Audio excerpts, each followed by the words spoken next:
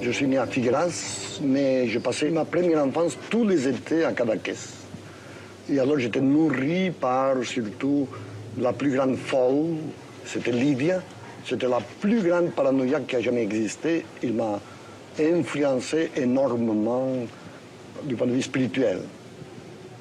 Et après, comme que moi j'étais le prototype du paranoïaque et du fou à Cadaqués, j'ai attiré inconsciemment le groupe surréaliste à venir ici. C'est pour ça que Breton, Éluard, Magritte, enfin tout le groupe surréaliste est accouru autour de ma personnalité au moment où vraiment Dali était tout prêt à être un vrai fou.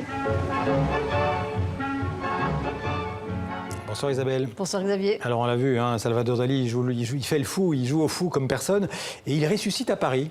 Eh bien oui, quasiment. Et ça, c'est grâce à Johann Sfar, le dessinateur de BD.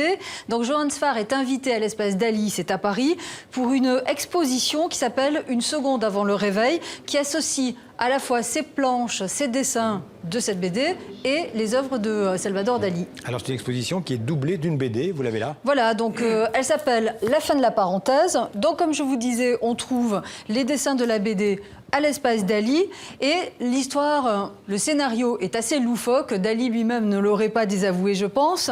Donc une équipe de jeunes femmes nues se met en tête de d'écrier... C'est très difficile à dire, décryogéniser Salvador Dali. Alors ça semble un peu fou, mais c'est une histoire qui tient à cœur de Johann Sfar parce que ça fait écho chez lui à quelque chose de très actuel. Vous allez comprendre en l'écoutant. Fin de la parenthèse, c'est un travail où il est question de Salvador Dali et où Salvador Dali n'apparaît pas. Ses œuvres apparaissent, mais lui non. C'est pas un hasard si j'ai fait ça l'année qui a suivi la disparition de mon père. Mon père était un type très bien, qui était pianiste de bordel, qui était avocat à succès et qui avait une vie très amusante, jusqu'au jour où son épouse, ma maman, est décédée. J'avais pas 4 ans. Et à partir de ce jour-là, il a cessé la musique et il a commencé la religion. On vit aujourd'hui un monde où le religieux devient très envahissant aussi. Ce que j'aime chez Dali et ce qui me semble urgent, c'est confisquer le sacré et le fait religieux et le rendre aux artistes. Mon histoire, c'est Farida Khelfa qui appelle mon héros, qui est un artiste contemporain, et qui lui dit « Écoutez, Dali est entre la vie et la mort, on est sur le point de le réveiller, il faut faire un petit truc magique. Enfermez-vous dans un château 4 jours avec des nanas toutes nues, recréez les tableaux de Dali comme vous pouvez, et par magie, ça va le faire revenir. » Dès le début, eux-mêmes se rendent compte que c'est un peu dérisoire comme activité. Ils le font, ils s'enferment avec de jolies robes, avec des filles, avec des peintures. Et pendant ce temps, des attentats ont lieu dans Paris. Pendant ce temps, il y a des morts.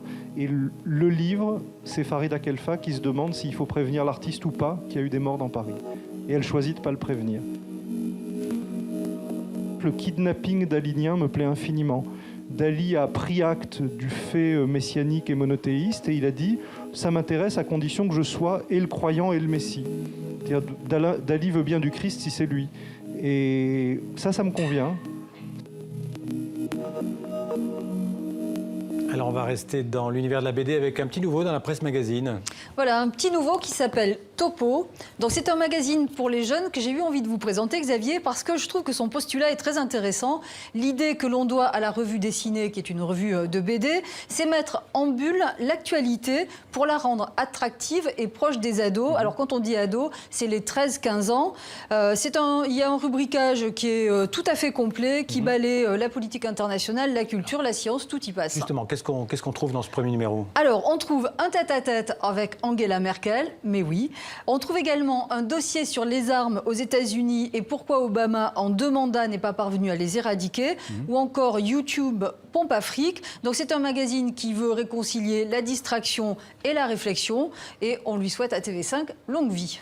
Alors, pour finir, un rendez-vous, Isabelle, un rendez-vous cinéma avec la diaspora africaine. Voilà. Alors, jusqu'à demain soir, à Paris, le Festival international des films de la diaspora africaine propose dans 2 cinémas une sélection de longs métrages.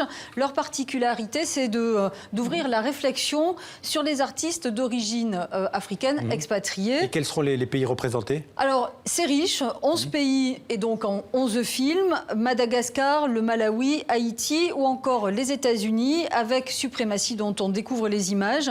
C'est un film inédit en Europe avec Danny Glover et on peut le voir ce soir. Et je vous rappelle également, puisqu'on est dans le cinéma, que ce soir s'achève également la Mostra de Venise et que nous vous reparlerons du palmarès demain puisqu'il tombe dans les minutes qui viennent. Voilà. Merci Isabelle et à demain.